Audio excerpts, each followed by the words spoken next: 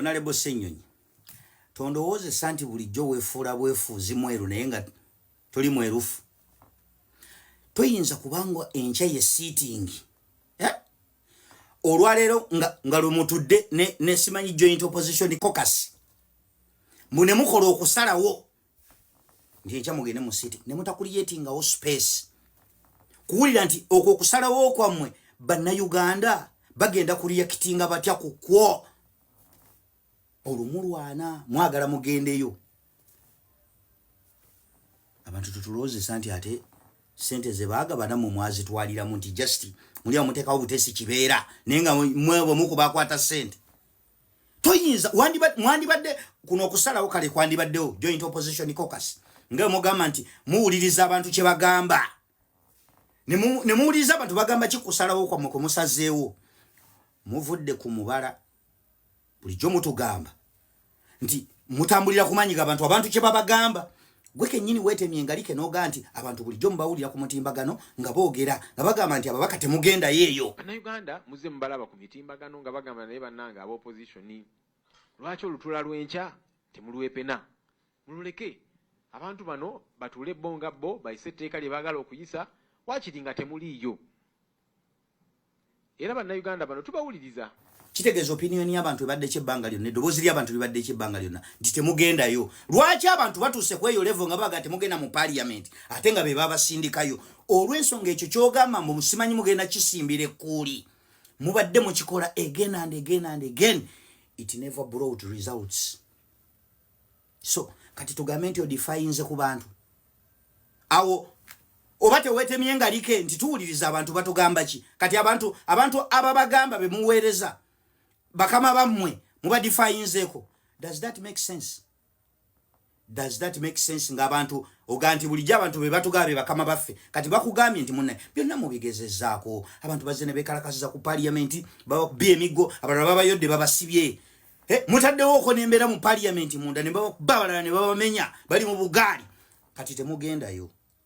Gwe ensonga ki gy'owadde abantu nti lwaki ebyo byonna bye mutugambye tubiwulidde naye kali ka platform kaffe tutuddemu nga joint opposition caucus ne tuteesa ku nsonga eno era tukanyiza nti olunaku lw'enkya tubeere mu parliament. Kulwaki eyo space yaffe tulina okugikozesa? Ng'eyakusindikawo yabadde ng'ebbanga liryo n'akugamba nti ku luno temugendawo. Ekyo it would be loud. It would be loud nti ababaka bakola ki? Baagaana okulinnyawo. Ekyo temulina kye mwekwasa kubanga kye mugendako wali tukiyita kuteesa. Ate kyogenda okuteesa ku government ekinamu interest. Anything nga government ekinamu interest you can never win.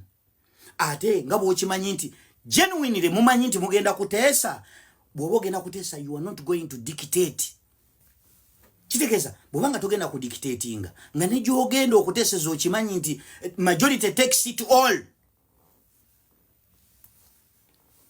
Justifying nti bannange twateekawo parliament nabo opposition bajja ne bateesa after okuteesa kwonna abangi basalawo kino nga nabali baganye. So enkola ya parliament nga bwemanyiddwa nti abangi kye bagambye kye kikolebwa. You are justifying it. Ng'olwetteeka oli justifyinze kati bannayuganda njagala mubuuka abasajja bano bazibu muteekerere baleta tebabali ba breakingiranga mu down. Kati bateekamu obuntuntu obuliruuzi bwe bamanyi nti abopposition bwe banaabeerabeerawo era bajja kujja nti twataddewo embeera bwe twataddewo embeera bagenze etteeka balyetegereze. Bateekamu n'obuntuntu bwe bamanyi nti obwo bajja okulondamu ffe wajiwando bajje batuwuddiise nti tulina bye baali bataddemu bye twagamba basikemu. Bye twagamba basikemu babiteekamu ebyobusiru byabwe. Ngenda kujja mu party endala ba breaking it down ebyobusiru bye bagenda bwe bateesa bagaye nti twajjamu bino tulina bye at least tulina bye twajjamu naye nga mwebiri ebyobusiru ngenda bibabuulira mumanye nti mulabe bye bateekamu nga bakimanyi nti oba naatuuka bo bayinamu government ya Museveni eyina byeyagala byeyinamu interest biyite kati neteekamu ebyobusiru bye banaga nti abopposition bateekawo embeera ne baga nti amuteeka bibeeke ebijjibwamu. Kati mumuloze nti okubeerawo kwabwe kwalimu ebibala kuba bayina bye bagamba era ne babijjamu nenga babiteekamu intentionally nga bamanyi nti ebibiri bimu kubijja okugibwamu kutusiriwalirako. Honorable Ssenyonyi ng'ogenda kummenya omutima bwe n'abalaba enkyanga mugenze mu siitingi. Bannayuganda bameka boogenda okumenya omutima ng'ekigambo kyabwe kibadde kimu temugendayo. Bano bakyatuwulira bano. Bannayuganda bano bakyatuwulira.